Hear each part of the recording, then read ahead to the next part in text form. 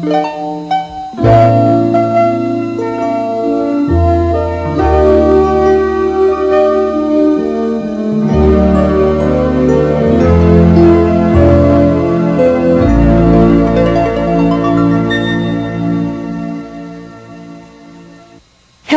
I'm Estelle Getty.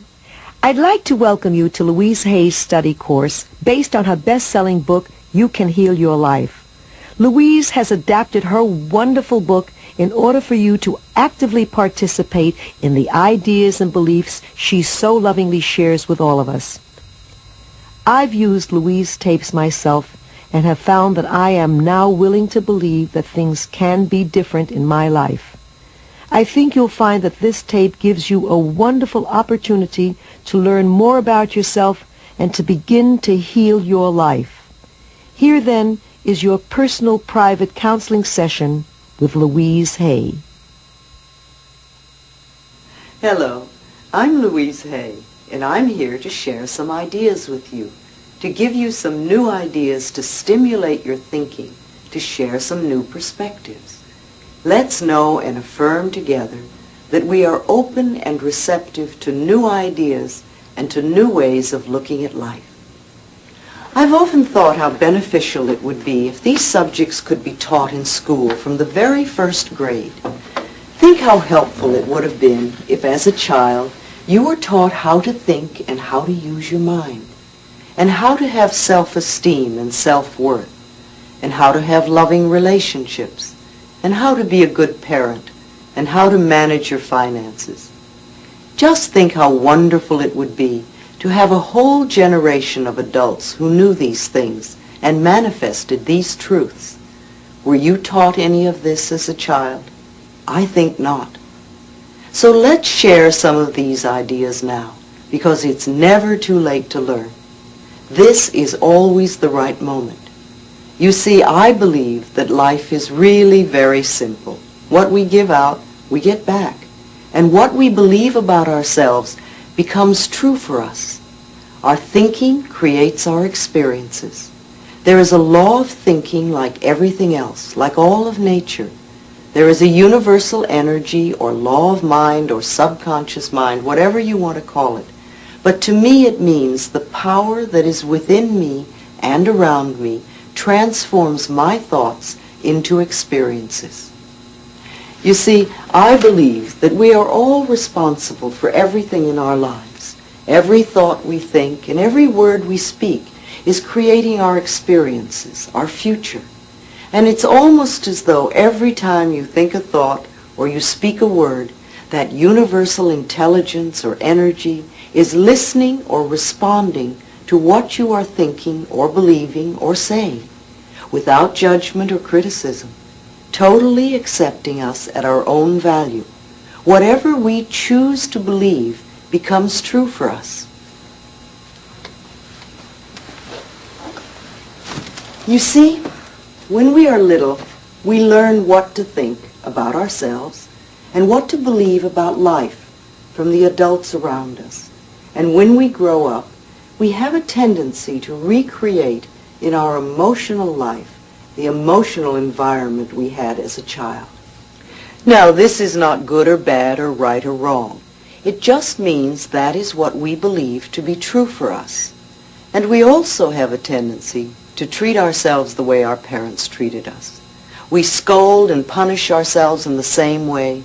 You can almost hear the words if you listen. And we love and praise ourselves in the same way if we were loved and praised as children. We also have a tendency to create relationships in our personal lives that were either the relationships we had with our mothers or with our fathers, or that they had between them. Think about how many times you've had a relationship in your life that was like your parents, either your boss or your lover or your husband or wife.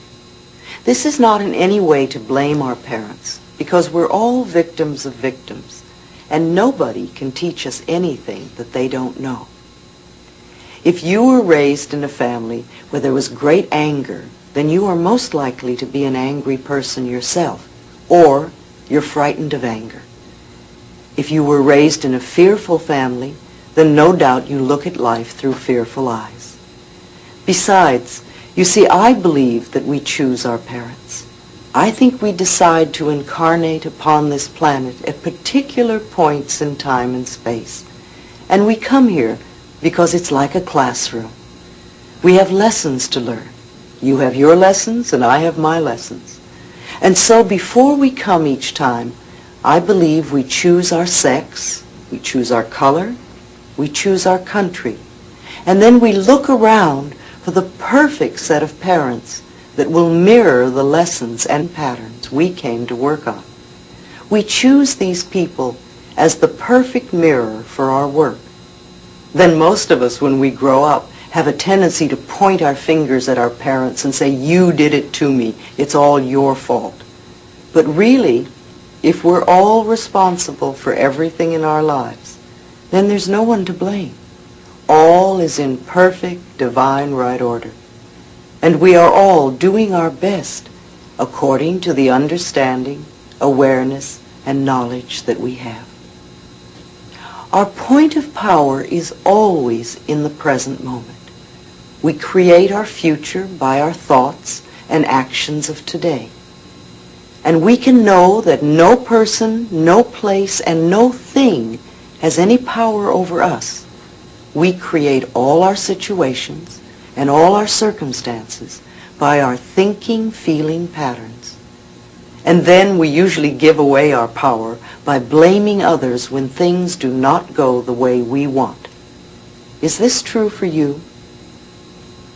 We all have things we believe and ideas about ourselves. Now, which one of these two ideas could be true for you? People are out to get me, or everyone is always helpful? If you really believe that people are out to get you, then you're going to have those sorts of circumstances in your life.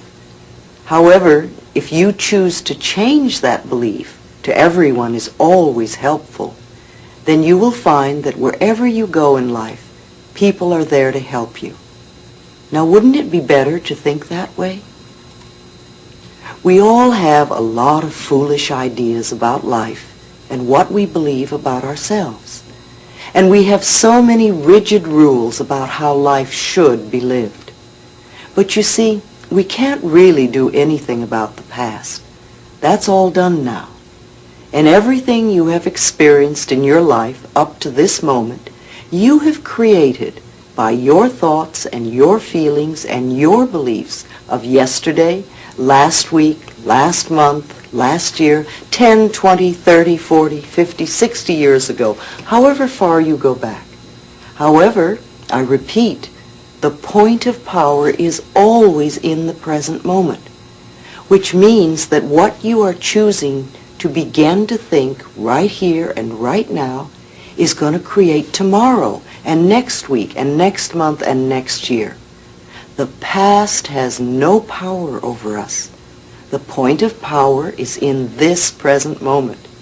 And we can begin to be free right here and right now. We do choose our own thoughts. We may not think so, but we do. It seems to me that almost everyone on this planet, myself included, and everyone I've ever worked with, is suffering from self-hatred and guilt to one degree or another. The more of it we have, the less our life works. And the less of it we have, the better our life works. It's like the bottom line for almost everyone that I know is, I'm not good enough. And we often add to that belief, and I don't do enough, and I don't deserve.